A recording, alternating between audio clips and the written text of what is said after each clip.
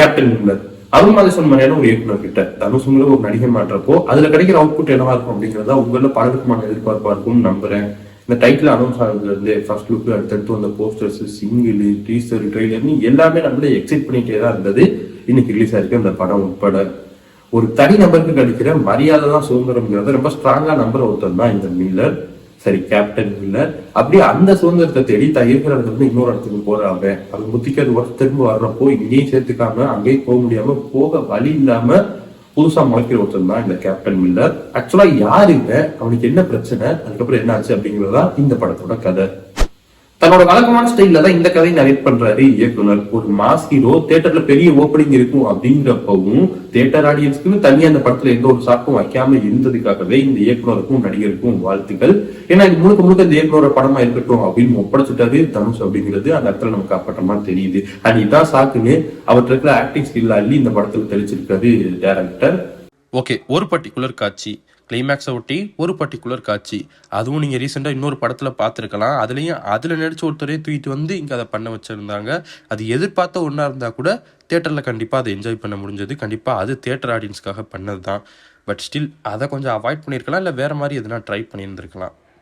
சாப்டரா ஒரு கதையை நரேட் பண்ற விதம், ஆனா ஒவ்வொரு சாப்டர்ஸ்க்குமான டைட்டில் இந்த புத்தகங்களை விரும்பி படிக்கிற ஆடியன்ஸ்க்கு கண்டிப்பா இந்த நரேஷன் பிடிக்குங்கிறத நான் நம்புறேன்.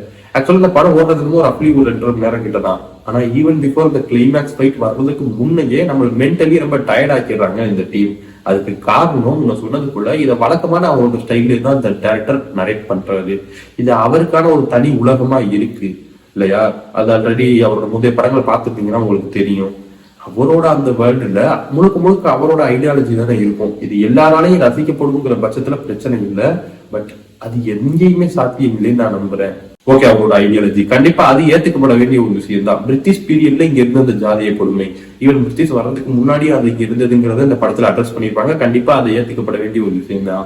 பட் ஸ்டார்டிங் ஃப்ரம் த கலர்க்கும் அதுல ஒரு மூடு ஒன்று செட் பண்ணிடுவாங்க இல்லையா ஆடியன்ஸுக்கு. அது சொன்னது கூட இவரோட உலகமா வேற இருக்கும். அது எல்லாராலையும் ஏத்துக்க முடியுமா? ஐ மீன் அதை எல்லாராலையும் ரசிச்சு பார்க்க முடியுமான்னா கண்டிப்பா இல்ல. அதுக்கு ப்ரிப்பேர் ஆகி வந்தவங்களே ஒரு கட்டத்துல அது சோதிக்குதோன்ற ஒரு ஃபீல் தான். பட் அதை தாண்டி ஜெனரல் ஆடியன்ஸையும் சொன்னது கூட கிளைமேக்ஸ் ஃபைட் வர்றதுக்கு முன்னாடியே படம் முடிஞ்சிடணும்னு ப்ரே பண்ண வைக்கிறாங்க. அந்த லெவலுக்கு தான் நம்ம போயிருக்கு.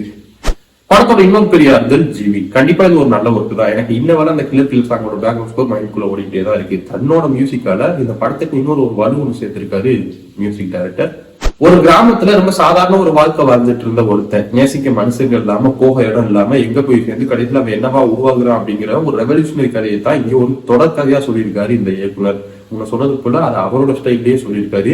ஸோ அவரோட முந்தைய படங்கள் உங்களுக்கு பிடிச்சிருக்குங்கிற பட்சத்துல கண்டிப்பா இந்த படமும் உங்களுக்கு பிடிக்கும்னு நம்புறேன். பட் அந்த படங்கள் நான் பார்த்ததே இல்லை அப்படின்னா மேபி இந்த ஸ்டைல் ஆஃப் நரேட்டிவ் உங்களுக்கு புதுசா படம்லாம் கண்டிப்பா செக் பண்ணி பாருங்க தியேட்டர்ல. பார்த்துட்டு உங்களுக்கு இது பிடிச்சிருந்ததா இல்லையா அப்படிங்கறத எனக்கு மறக்காம கமெண்ட் செக்ஷன்ல நீங்க லீவ் பண்ணுங்க. இந்த வீடியோட ஆரம்பத்துல உங்கள பலருக்குமான எதிர்பார்ப்பா இருக்குன்னு ஒரு வார்த்தை சொல்லியிருப்பேன் இல்லையா? காரணம் பர்சனலா எனக்கு இந்த படத்து மேல எந்த எதிர்பார்ப்பும் இல்லை. ஆனா அப்படி போய் உட்கார்ந்து என்னையுமே சொன்னது போல கிளைமேக்ஸ் ஃபைட்டுக்கு முன்னையே நீங்க மென்டலி டயர்ட் ஆகிறாங்க. அதுவே எனக்கு கிளியரா புரிஞ்சிருச்சு இது என்னோட கப் ஆஃப் காஃபி இல்லைன்னு. ஆனா என்னால இந்த படத்தை ரசிக்க முடியல அப்படிங்கிறதுக்காக கண்டிப்பா உங்களால ரசிக்க முடியாதுன்னு நான் சொல்லக்கூடாது. உங்களால இந்த படத்தை ரசிக்க முடிஞ்சதா இல்லையா அப்படிங்கிறது நீங்க தான் இந்த படத்தை பார்த்துட்டு வந்து சொல்லணும். பட் ஒரு விஷயம் நான் கண்டிப்பா இங்க பதிவு பண்ணியே ஆகணும். அது ஆல்ரெடி ஆயிரம் வீடியோன்னு சொல்லிட்டு தான், நாம எழுதின எல்லாத்தையுமே தெரியல அவ்வளவு ஈஸியா கொண்டு வந்துட முடியாது. அப்படி அதை கொண்டு வரணும் அப்படிங்கிறதா ஒரு இயக்குனரோட மிகப்பெரிய போராட்டமாவே இருக்கும். இங்க ஒரு இயக்குனரா அருண் மாதேஸ்வர் ஜெயிச்சிட்டாரு. ஐ ஹோப் அவர் எழுதினதை ஸ்கிரீன்ல கொண்டு வந்துட்டாரு நம்புறேன். ஏன்னா எனக்கு டெக்னிக்கலா இங்க எந்த குறையுமே படல. ஒரு பிலிமா ஒரு சினிமாவா அவர் உருவாக்க நினைச்ச ஒன்ன உருவாக்கிட்டாரு. பட் ஆல்ரெடி சொன்னது போல இது என்னோட கப் ஆஃப் காஃபி இல்ல. எனக்கு இந்த படம் பயங்கர ஒர்ஸும் இல்ல, ரொம்ப பிரமாதமான ஒரு மாஸ்டர் பீஸும் இல்ல. கண்டிப்பா ஒரு ஆவரேஜ் வாட்சா எனக்கு பட்டது. சொன்னது போல நீங்க இந்த படத்தை பார்த்துட்டு இந்த படத்தை பத்தி உங்களோட டச்சுங்கிறத மறக்காம கமெண்ட் செக்ஷன்ல லீவ் பண்ணுங்க. நாளைக்கு உங்களை அடுத்த ஒரு வீடியோ சந்திக்கிறேன்.